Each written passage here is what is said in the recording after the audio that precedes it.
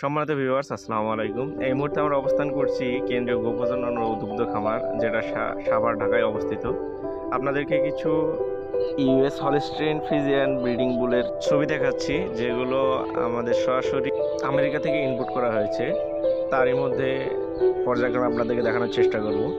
এটা একটি US Holstein Friesian breeding বুল, বুল number 214। যারা 214 নম্বর বুল দিয়ে গাভীকে কৃত্রিম প্রজনন করাইছেন, তারা দেখুন 214 নম্বর বুলটা আসলে কেমন। পর্যায়ক্রমে যত ইউএস বুল আছে, এগুলো আপনাদেরকে দেখানোর চেষ্টা করব।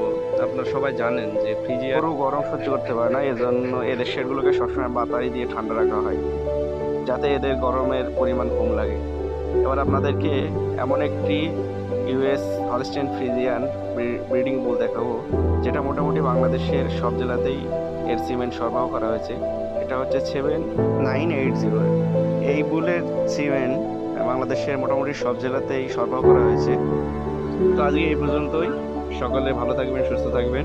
আবার দেখা হবে নতুন কোনো ভিডিওতে। ধন্যবাদ সকলকে। সম্মানিত ভিউয়ার্স, আসসালামু আলাইকুম। এই মুহূর্তে আমরা অবস্থান করছি কেন্দ্রীয় গোপ্রজনন ও দুগ্ধ খামার, যেটা সাভার ঢাকায় অবস্থিত।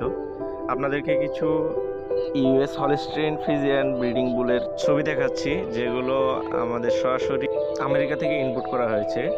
তারই মধ্যে পর্যায়ক্রমে আপনাদেরকে দেখানোর চেষ্টা করব। এটা একটি ইউএস হলস্টেইন ফ্রিজিয়ান ব্রিডিং বুল, বুল নাম্বার 214। যারা 214 নম্বর বুল দিয়ে গাভীকে কৃত্রিম প্রজনন করাইছেন, তারা দেখুন 214 নম্বর বুলটা আসলে কেমন।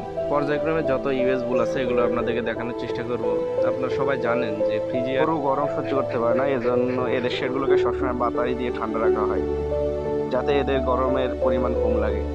এবার আপনাদেরকে এমন একটি ইউএস হলস্টেইন ফ্রিজিয়ান ব্রিডিং বুল দেখাবো, যেটা মোটামুটি বাংলাদেশের সব জেলাতেই এর সিমেন্ট সরবরাহ করা হয়েছে। এটা হচ্ছে 7980।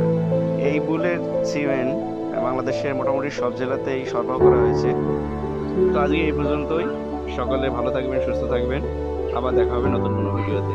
ধন্যবাদ সকলকে।